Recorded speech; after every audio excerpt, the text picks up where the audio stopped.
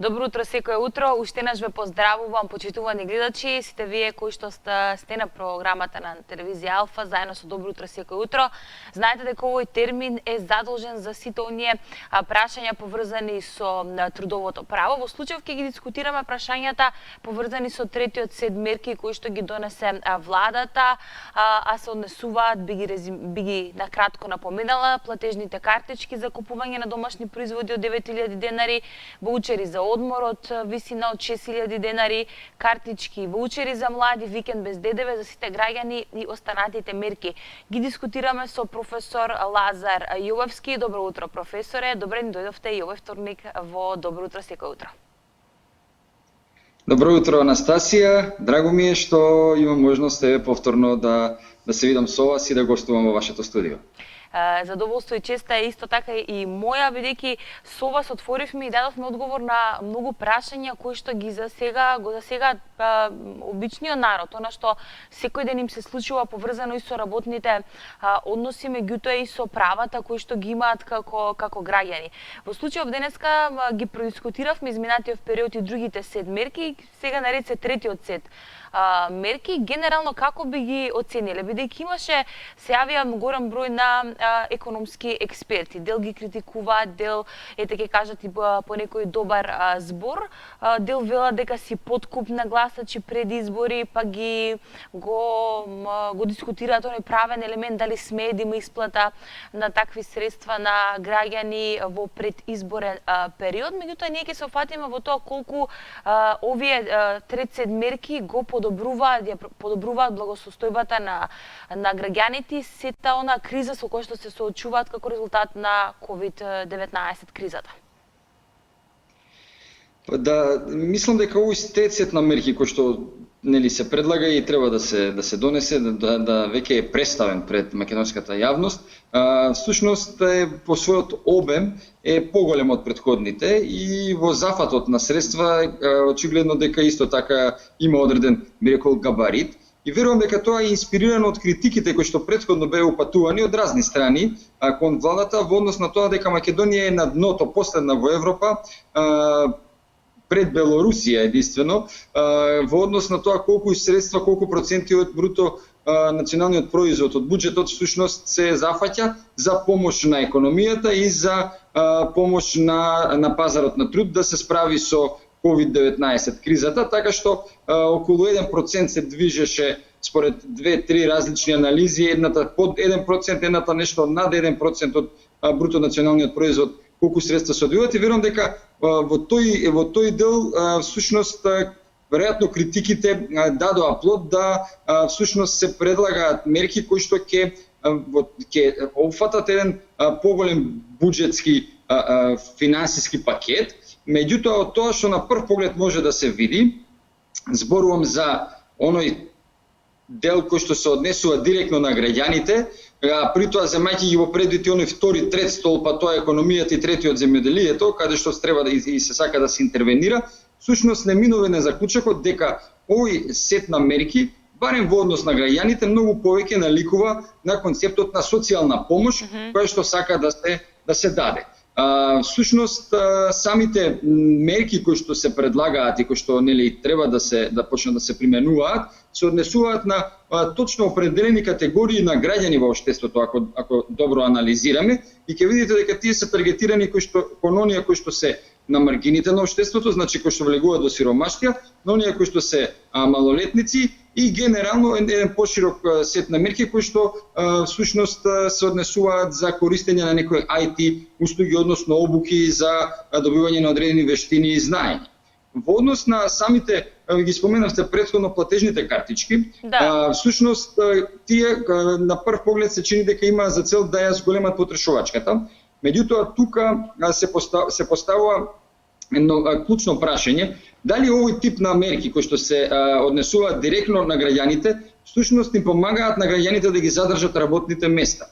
Одговорот е не, бидејќи ако го видите вториот столб на мерки кои што се предлагаат, кои што не се некој голем иновативен сет на мерки, туку повторно се зборува за кредити, гаранција на државата, бескаматни кредити всушност, нели? Гаранција на државата во однос на на веќе постоечките задолжувања на компаниите на бизнис секторот, па се до она мерка или предлог кој што оди во насока за финансиска помош за одржување на конференции и така натаму. Искам да кажам, таа мене најповеќе ми се бенди са последната, бидејќи ми е некако најконкретна и веќе нешто ново, а другото веќе сме го видели и бизнис заедницата повеќе или помалку негативно се произнесе во однос на тоа, а од друга страна пак финансискиот сектор не откликна, немаше флексибилност во однос на каматните ставки да ги намали, да излезе во пресрет на стопанството и граѓаните, туку само ги репрограмира и го одложи плаќањето на долгот, при тоа засметувајќи каматите. И тука знаете, нели, претходниве недели, месеци имаше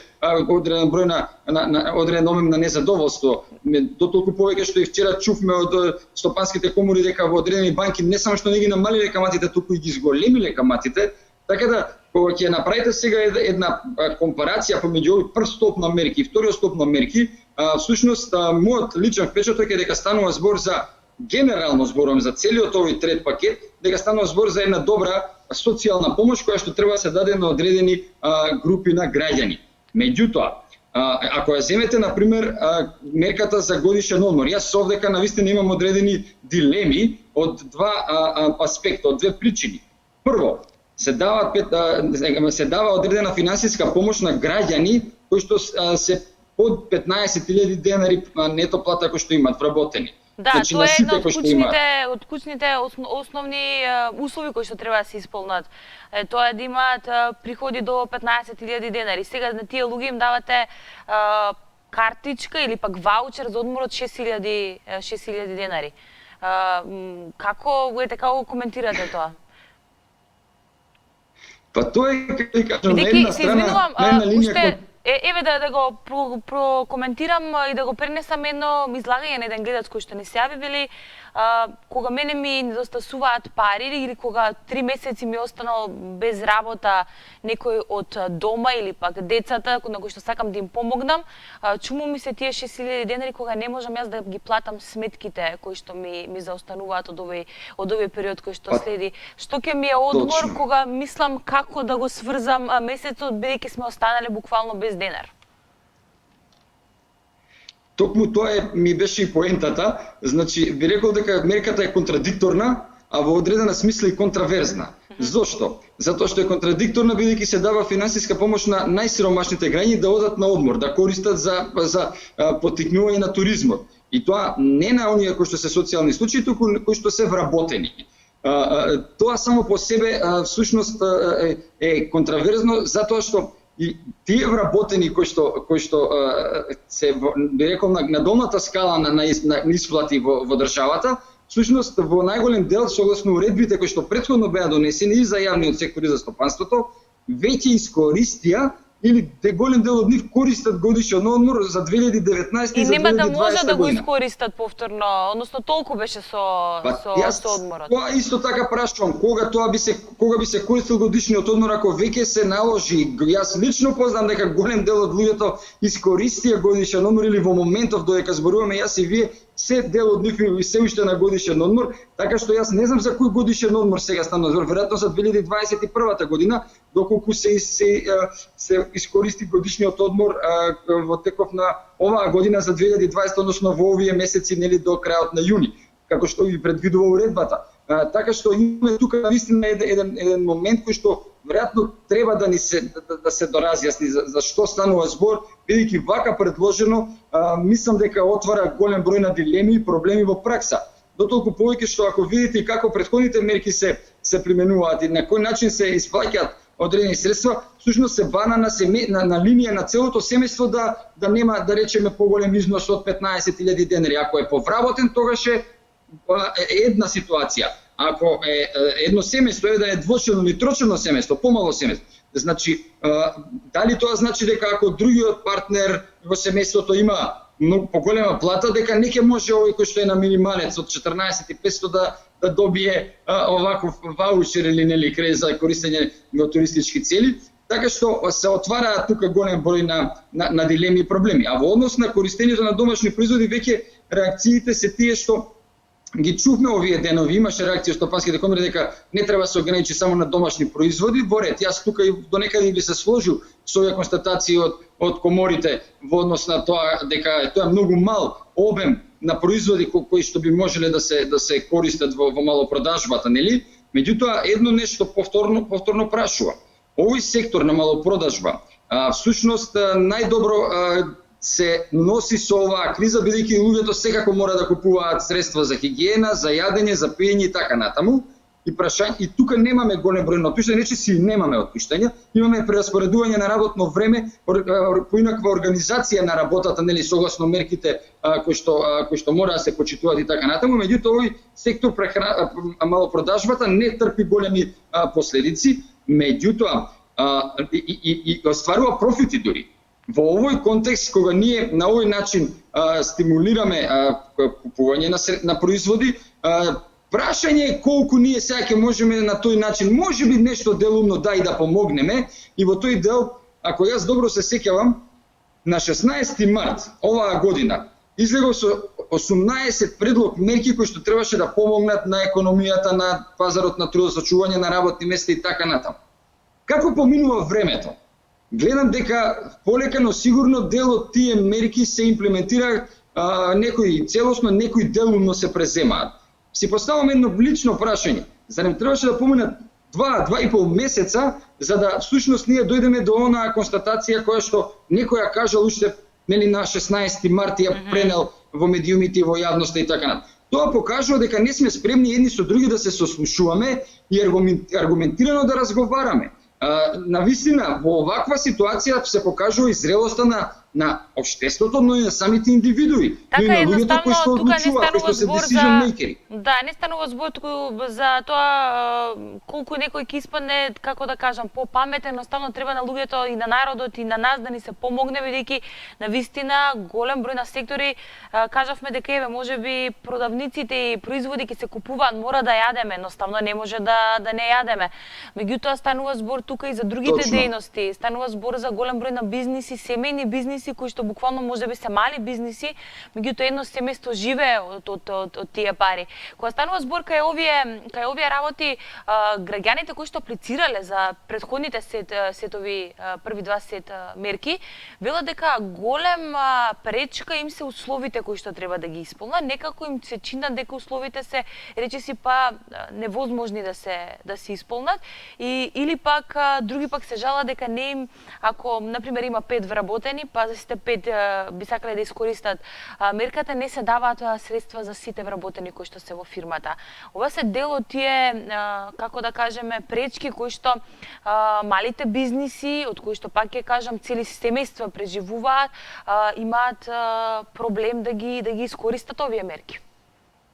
Зборувам за претходниот сет мерки. Па во пракса, да, навистина има голем број на проблеми во примената. Јас на минатата недела и делумно зборував за тоа, кога всушност кажав дека во одредена смисла и очекувано е дека ќе се јавуваат одредени технички препреки. Меѓутоа, всушност проблемот во целиот сега систем е што имаме работи речени, недоречени. Да, имаме затоа што сега веќе зборуваме за правно недобро. Да, трет сет мерки, значи првите два имавме проблеми, нели, видовме дека нешто има некаде, не е дообјаснето, треба да се дообјасни. Сега имаме повторно трет сет мерки кои што исто така се недоволно објаснети за тоа како треба да се и да се искористат, а и ете како да се применат.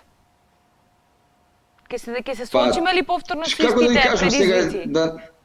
Навистина е така и во тој дел упорно се укажува, се зборува дека треба да се сето тоа добро и правно осмисли, да се земе во предвид целиот трудовоправен систем, кога се носат одредени мерки кои што засегаат работни места, сочувување или не на работните места и флуктуациите на пазарот на трудот. Меѓутоа очигледно е дека овие мерки, јас тоа го препознам, не знам колку граѓаните и колку вие го гледате, самите мерки во суштина сега, посебно овој трет сет на мерки, имаат во себе ја носат таа социјална компонента, компонентата на социјална заштита. И се гледа дека тука не се вклучени голем број на луѓе кои што се познавачи на трудовото право и веројатно на самата економија, туку се повеќе луѓе кои што имаат допирни точки со социјалната и со социјалната политика. Така што во овој контекст на односи, во ред и едната компонента да се земе во првиот, тоа е социјалната заштита и креирање на социјалните политики. Меѓутоа, тоа мора да биде директно поврзано со делот на трудот, со пазарот на трудот и со економската логика. Суштината беше и се уште е да се помогне на компаниите да тие ги задржат работниците на работните места, а наместо тоа да не се креираат пакети социјални во ваков обем кои што ќе треба да помагаат на луѓе кои што останале без работа и кои што се со некоја минимална плата, кои што и не можат да ги искористат овие мерки за туризам или не знам што, или студентите, ако видите дека се таргетирани помош на студенти, млади луѓе. Исто и тука има прашање од каде сега студентите, зашто баш младите луѓе, младите кои што се невработени или слично, зашто не постарите кои што останале без работа, зашто не да се земат и некои други категории на лица со попреченост или слично, ме саѓате. Дали ова според вас значи дека во суштина даваме едно апче, а не цела терапија за да се, ако можам така да се изразам, за да се стабилизира системот кога станува збор за губење на работни места и враќање на работа? Па ја би рекол дека многу добра компарација имате и сега ако дозволите да поентирам.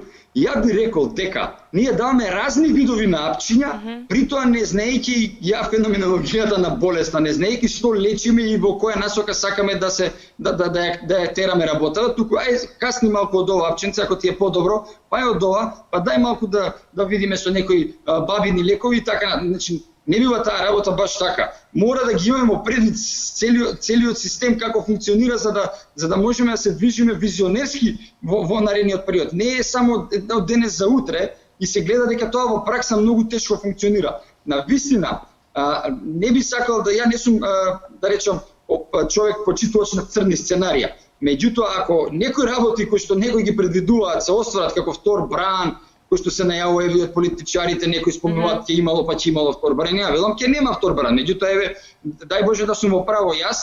Меѓутоа ако навистина не дај Боже има и втор бран на епидемија и така натаму, тогаш навистина ќе се соочиме со бројни предизвици и проблеми и од здравствен аспект, а особено од економски и трудово-правен аспект. Особено ќе расте невработеноста и економијата ќе навистина ќе мора да се размислува понапред како да и се помогне уште од денес, за да се помогне утре. Еве, имајќи во предвид да резимираме за овие трет сет мерки, имајќи во предвид дека ги видовме првиот, вториот, третиот сет мерки. Еве сега, со вашето искуство и со вашето познавање и со она што го гледаме и на терен, што недостасува, еве како да се обидува власта да прави нешто, меѓутоа повторно нешто недостасува. Што е оно што недостасува? Што треба да се направи за да може да се пред се да се зачуваат работните места на граѓаните, меѓутоа и пак ќе повторам, семејни бизниси од кои што живее едно семејство буквално изумираат. И тоа се плашам дека ќе има последици на долг период. Нема сега да ги видиме тие последици, ќе ги видиме малку подоцна. Па точно е дека ќе ги видиме малку подоцна, ама не многу подоцна, него брзо подоцна ќе ги видиме одредени негативни аспекти, и тоа во текот на летото и есента.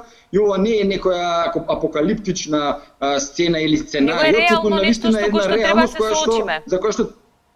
за која што треба да бидеме подготвени. Меѓутоа, тоа што недостасува во контекст на вашето прашање е да уште од почетокот требаше многу поредносно директно да се финансиски интервенира во делот на компаниите, особено микро и малите компании кои што само вработените лица, бизниси мали, кои што се човек, двајца, каде што да им се даде помош без одреден број на услови.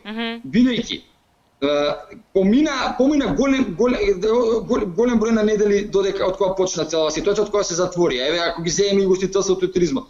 Значи во овој период сега луѓето преживуваат, се снаоѓаат и ќе видиме колку фирми ќе згаснат сега целосно за овој период. Значи во Македонија во тој дел слабо има статистики, во светски рамки повеќе се да речам со бројки се даваат одредени информации, така што јас со нетрпение очекувам да идам во тој дел како ќе се извлечеме. Се надевам дека нема да згаснат голем број на компании. Меѓутоа, имајќи ги овие практични проблеми со кои што се соочувам, информациите кои што доаѓаат до мене, незадоволството кое што е во бизнис секторот, кај вработените, кај невработените и така натаму, очигледно е дека се случува одреден потрес кој што ние не успеваме за овие 2 месеца да го менаџираме на вистински начин. Исто така, во однос на другите економски политики кои што се надвор од поврзани со COVID-19 кризата, тие треба паралелно да се течат. Значи, освојувањето на нови пазари и помош во делот на дигитализацијата на трудот. Тоа е платформа на која што ние треба да работиме без друго дали имало COVID-19 или не. COVID-19 е катализатор и ја забрзува дигитализацијата на работни места и гледам дека делот третиот сет на мерки се однесуваат и на овие прашања. Но овде би апелирал за внимателност. Бидејќи дигитализацијата на работните места значи губење на работни места во одреден обем.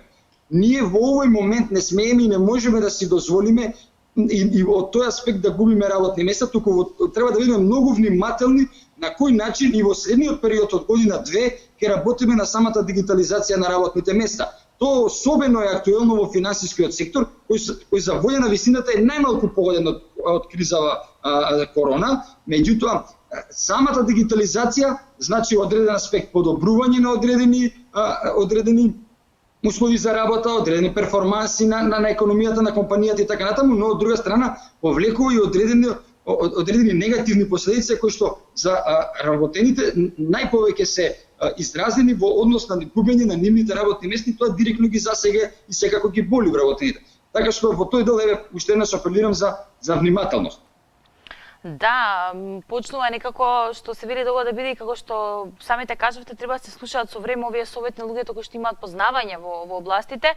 Едноставно ни давате до знаење што ќе се случи во период кој што следи, треба сериозно на тоа да се обрне внимание. Споменавте, го фативме делот со мерките, меѓутоа некако крајов на мај завршува 14-дневната продолжена вонредна состојба. Голем дел од луѓето ќе треба да се вратат на работните места. Тука станува збор за хронично болните, родителите кои што останаа дома за чување на дечињата, оние група на граѓани кои што се под заштита на мерките кои што ги даде владата. Споменавте дека голем дел од нив веќе им е ова прерачунато како дел од годишниот одмор.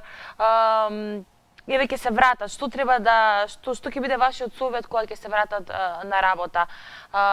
Како да го продолжат, односно како да се продолжи со работа по една ваква состојба како што беше ситуацијава со COVID-19? Кои правни, на кратко ако може да сумираме, кои правни начала треба да ги знаат кога ќе се вратат на работа? Бидејќи уште недела дена останува. Веќе голем дел од работените веќе и се вратија на работните места и во јавниот сектор и во стопанството. Некои од нив делумно се вратија, особено онаа категорија или категории на граѓани и вработени кои што ги споменувате, а тоа се хронично болните, лицата кои што имаат деца до 10 годишна возраст или бремените и така натаму. Многу е важно. Хипотетички ние не можеме да ги претпоставиме сите проблеми кои што може да се јават, меѓутоа важно е кога се враќаат луѓето да се вратат на работните места на кои што биле пред настанување на оваа криза COVID-19, односно да се вратат на своите работни места кои што работеле.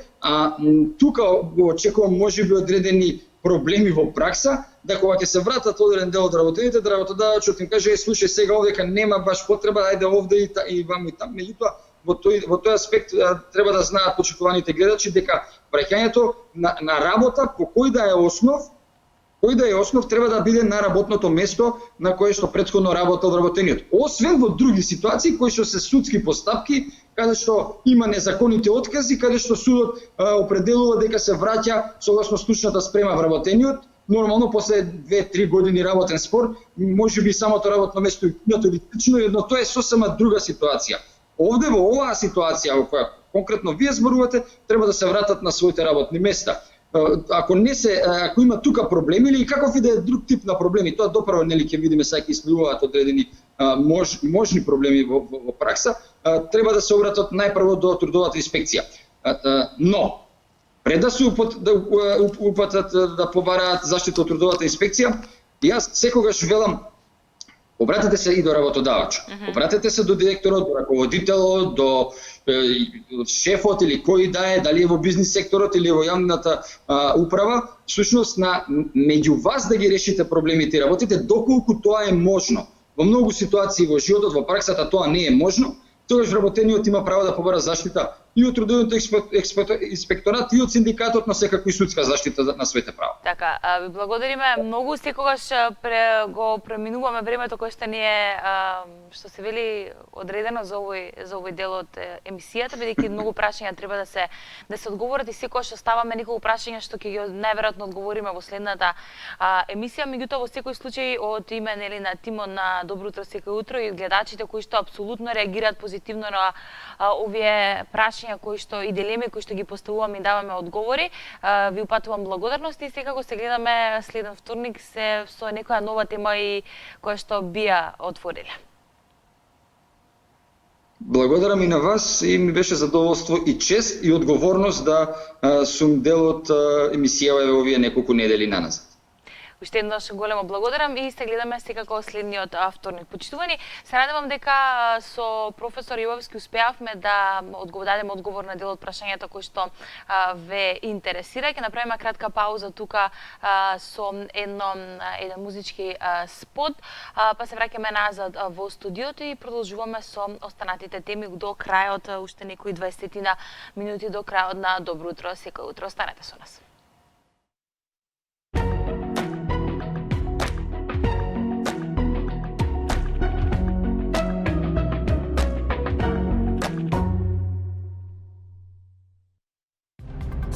април 36 заболени, 17 мај 30 заболени. Зошто македонската епидемиолошка крива не мрднува? Се задоцнили со скринингот? Дали синдромот Кавасаки влегува во Македонија? Ќе бувне ли епидемијата и изборниот процес?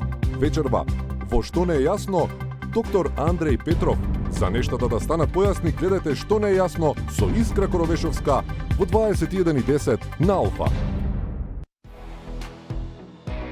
Гостувањата во пладневната емисија Добар ден секој ден добиваат нова димензија. Ако сакаш може од тука. Ајде! Од сега вие не ни доаѓате на гости. Значи Охрид кога ништо не работите не изгледат. Сега ние влегуваме во вашите домови. Буквално. Во овие тешки времиња да го задржиме здравиот разум со хумор. Добар ден секој ден со Искра од понеделник до петок во 16 часот на Алфа.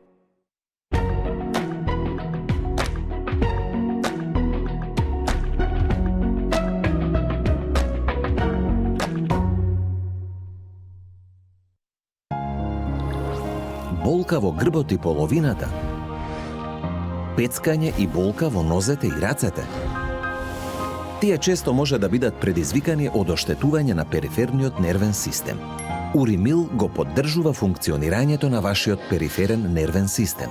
Уримил содржи 6 активни состојки и се зема само по една капсула на ден. Деца, слушнете и научете што е коронавирус и како да се заштитиме. Коронавирусот се пренесува преку воздух и допир. Може да го добиеме ако стоиме многу блиску до луѓе што се болни или ако допреме нечисти предмети. Ако се разболеме од коронавирус, може да почнеме да киваме, кашламе, да имаме висока температура и да не болат градите. Затоа, деца, треба многу да се чуваме. Редовно да ги миеме рацете, да не се доближуваме до луѓе, да јадеме здрава храна и да носиме маска, кога тоа е потребно. Да се заштитиме, да седиме дома. Не заборавајте да се грижите за своето ментално здравје за време на COVID-19 кризата. Како да го сторите тоа? Следете ги овие 6 правила. Прво, ограничете го времето за информирање и следење вести. Секако треба да останеме информирани, но гледате само релевантни извори и имајте предвид дека постојано читање вести ве држи анксиозни и вознемирени. Понатаму, имајте дневен план и распоред на активности. Испланирајте точно кога се будите, доручкувате, работите, читате или гледате филм. Дневната рутина ве држи мотивирани и расположени. Многу е важно да најдете начин да се релаксирате и да негувате позитивни чувства. Пробајте техники за длабоко дишање, пеење, свирење на инструмент, плетење, цртање и пишување. Играјте друштвени игри со домашните или разгледувајте стари фотографии. Физичката активност во домот треба да е задолжителен дел за секого. Ако ова редовно го правите, одлично. Ако не, сега е време да почнете. Без разлика дали е јога, аеробик или обична утринска физкултура. Бидете активни. Грижете се за своето здравје. Имунитетот одржувајте го со здрава храна и витамини. Никако не се обидувајте стресот да го намалите со големи количини алкохол. И за крај, бидете во постојан контакт со блиските. Физичко дистанцирање не значи и губење контакт со блиските. Редовно комуницирајте со оние кои ви значат и ве прават расположени.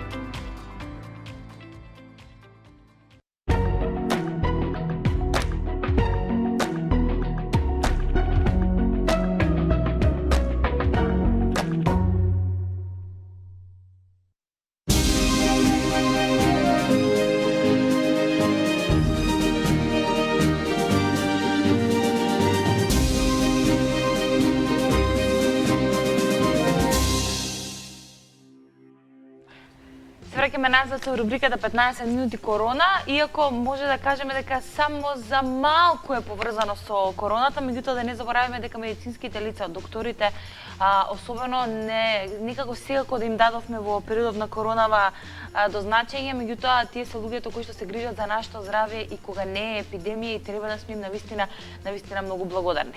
Зошто го зборува Анастасија, бидејќи денеска е светски ден на семејните и општите лекари, па одлучивме да ви ги покажеме оние први лекари кои што дипломирале во Македонија во далечната 1953 година. Поточно Македонија ги добила првите дипломирани лекари што се образовале во Скопје на 30 декември 1953 година. Со свеченост што се одржала во Македонскиот народен театар, деканот на медицинскиот факултет професор доктор Зденко Крижан ги промовирал првите 6 дипломирани студенти на овој факултет. Тоа биле доктор Цветко Арсов, докторка Сунчица Апостолова, доктор Димитар Ивановски, доктор Никола Попстефанов, доктор Тодор Стојчевски и доктор Теке Сулејмани. 6 дипломирани доктори по медицина се издвоиле од вкупно 153 студенти што биле запишани во првата академска година од основањето, есента 1946 година, значи по 6 години дипломирале. На 3 ноември истата година првата генерација на ново формираниот медицински факултет во Скопје го одржала својот прв академски час. Првото предавање одржано во адаптираната барака до сестринското училиште пред голем број студенти и гости. Дел од првите дипломирани студенти останале да предаваат на медицинскиот факултет и за нив факултетот сочувал биографии. Така е, голем поздрав до новинарот Сребра Ѓоргиевска од факултет ИМК кој што воедно и го направи сето ова, ние ви го пренесуваме благодарение токму на неа. Станува збор за доктор Цветко Арсов, роден 97-та година, починал 8 декември 2018 година и по завршувањето на специјализацијата која траела 3 години, доктор Арсов се вратил во Велес, од каде што и потекнувал и работел како специјалист во детскиот диспанзер. Истата година бил назначен и на шеф за детскиот диспанзер во Велес, а во периодот од 1962 до 1965 година бил шеф на интермедиаторниот центар за заштита на мајки и деца. Доктор Тодор Стојчевски бил редовен професор на медицинскиот факултет по интерна медицина, можеби некои кои што не гледаат во моментов и биле студенти кај доктор Тодор Стојчевски, бил врвен научник, а во 1960 година е завршува школата за радиоактивни изотопи за медицината во Белград. Се занимавал со истражување на различни видови анемии, област во која публикувал многу научни трудови и бил навистина многу почитуван во целиот свет. Доктор Димитар Ивановски бил дипломецот со највисок просек, односно оној кој што имал најдобри резултати од сите, а по неговото име лекарската комора секоја година доделува награда за најдобрите студенти од медицинските факултети во земјава. Исто така и доктор Никола Попстефанов е роден во Велес во 1928 година, а починал кон крајот на јули во Париз, специјализирал офталмологија во Скопје, а во 1962 година заминал во Мароко. Таму работел до пензионирање, пошто заминува и живее во Париз до неговата смрт во јули 2015 година. Инаку за информација, медицинскиот факултет во Скопје е основан на 17 март 1947 година и на овој датум во просториите на земската болница се одржала првата седница на токушто формираниот наставнички совет на медицинскиот факултет, а одлуката за основање на медицинскиот факултет во Скопје е донесена од страна на Комитетот за заштита на народното здравје на владата на ФНР-ја. Голем почит и поздрав до лекарите. Ова се првите лекари кои што дипломирале во Република Македонија на медицинскиот факултет и сме им многу благодарни да не ги забораваме кога ќе заврши сето ова, бидејќи секој ден ни се навистина многу значени. Така е, тоа беа минутите без корона, да погледнеме шпицата, а потоа оние најнови информации кои што се случија да ги пренесеме додека одеше емисијата.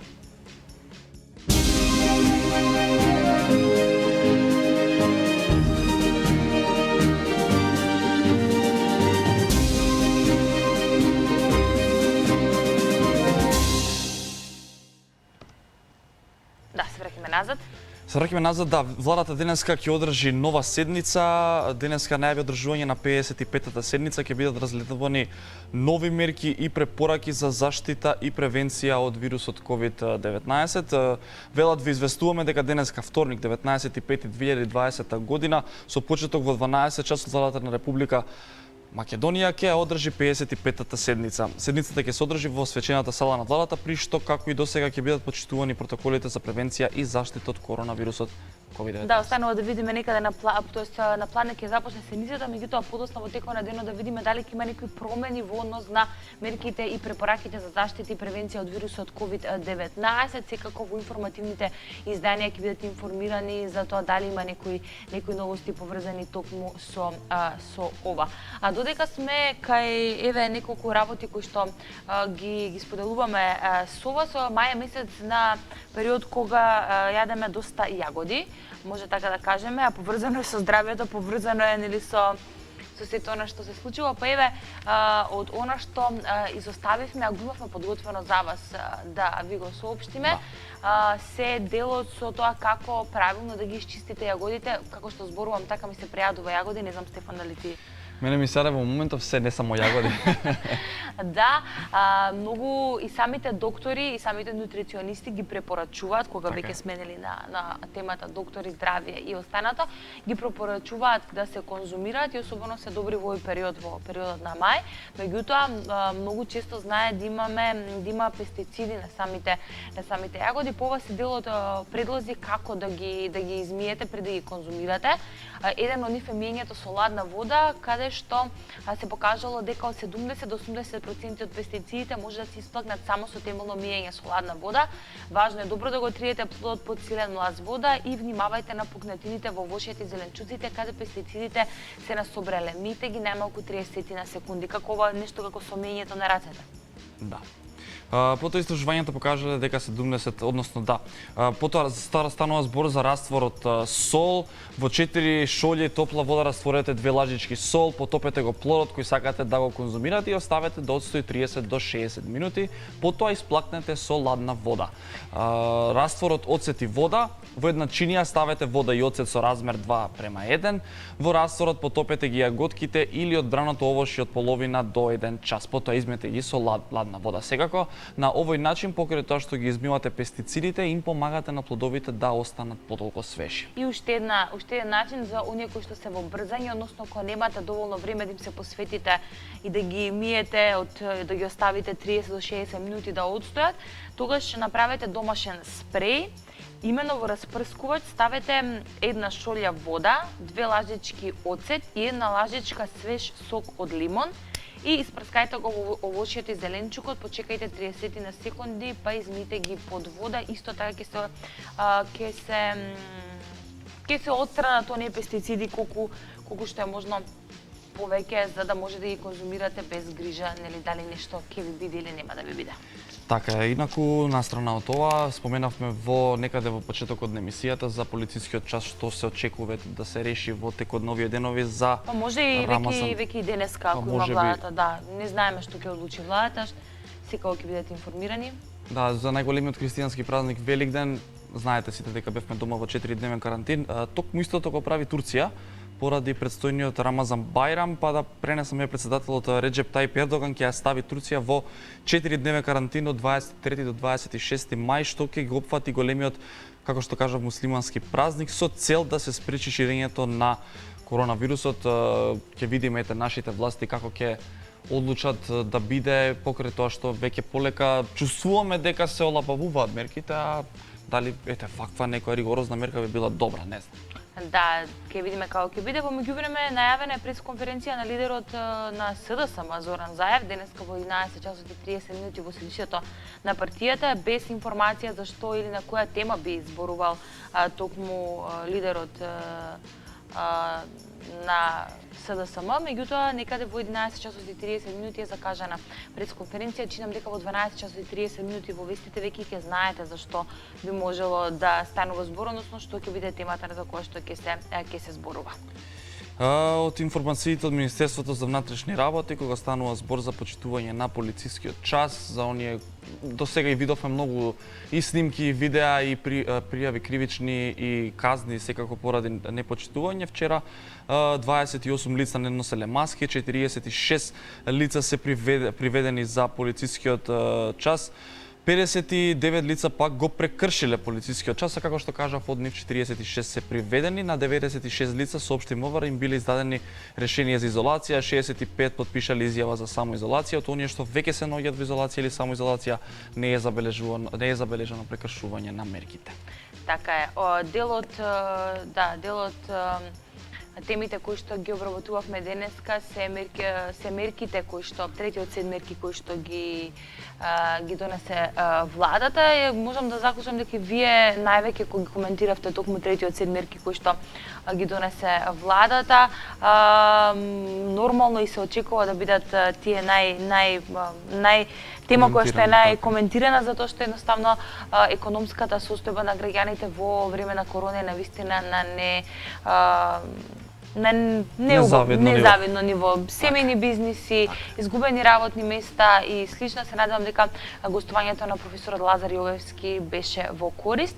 Само да проверам, имавме некое известување од ова, дали некој чека на линија или... Да, имаме гледачна линија, но бидете, ќе ве замолиме, сепак се исклучи во меѓувреме гледачот. Да, добро.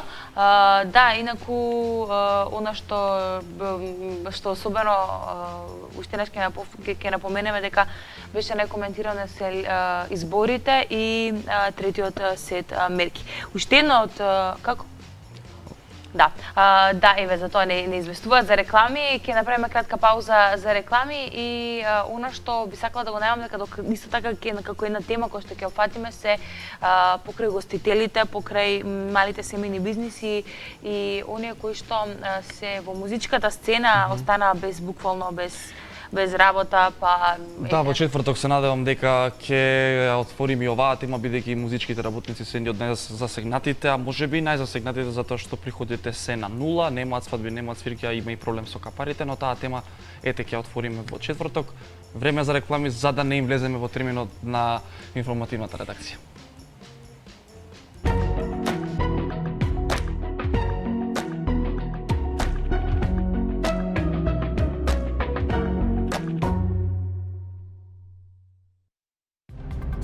април 36 заболени, 17 мај 30 заболени. Зошто македонската епидемиолошка крива не мрднува? Се задоцнили со скринингот? Дали синдромот Кавасаки влегува во Македонија? Ќе бувне ли епидемијата и изборниот процес?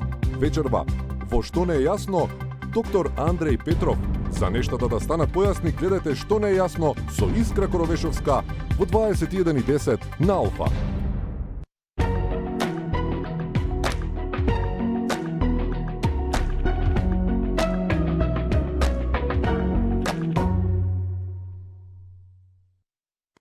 Со Рамстор клуб картичката цените магично паѓаат.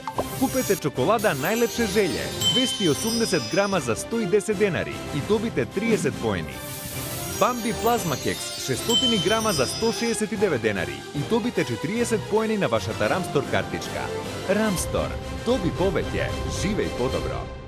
Где си бил понеделјак? Па гледал убице мог оце. Никад шо. Уторак? Спорт клуб, премиер лига, Манчестер Сити. Ко сам е? А где си то гледа? Па на Тотал ТВ-у. Немој да ме лажеш. Одакле теби Тотал ТВ таму где си? А Тотал ТВ може било где. Топ. Каде било во Македонија? Гледај повеќе од 220 врвни канали, плюс со EON апликацијата на сите уреди. Првите 8 месеци екстра и премиум пакет за 249 денари. Бесплатна инсталација и сервисирање. Тотал ТВ. Бесплатна инсталација и сервисирање.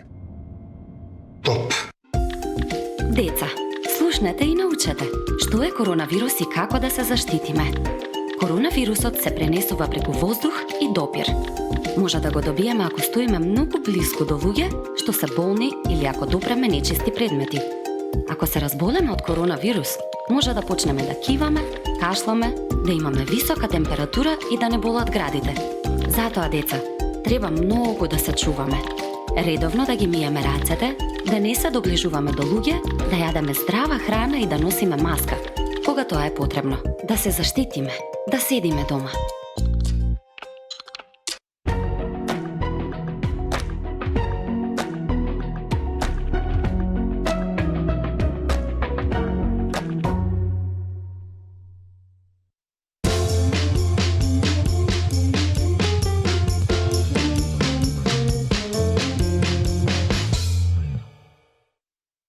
За крај, уште една информација, заборавивме да кажеме, на денешен ден сите вие мислам дека ќе се присетите на оние убави спомени од коментал Ѓорче Петров, кој што пред 18 години на денешен ден стана првак во Лигата на шампионите, ја понесе европската титула. На 19 мај 2002 година тимот од Ѓорче Петров во надпревар за титула го совлада Херц 26-22, откако првиот надпревар во Унгарија изгуби 2 разлика, 27-25. Кај настепавме 4 разлика и токму на тој ден улиците во Скопје сите знаеме какви беа, славевме, побава да се подсетиме, но за жал коментал во 2010 година го згасна и од тогаш некако има празнина во женскиот ракометен спорт во Македонија. Така, ќе се согласам за тоа. А сега, почитувани 10 часот и 30 минути, колешката Бојана е веќе во другото студио. Подготвени се првите вести за денеска во 10 часот и 30 минути. Добро утро, Бојана. Добро утро. Добро утро, Анастасија и Стефан. Токму така стартуваме веднаш со најновите информации, прво издание на вестите на телевизија Алфа.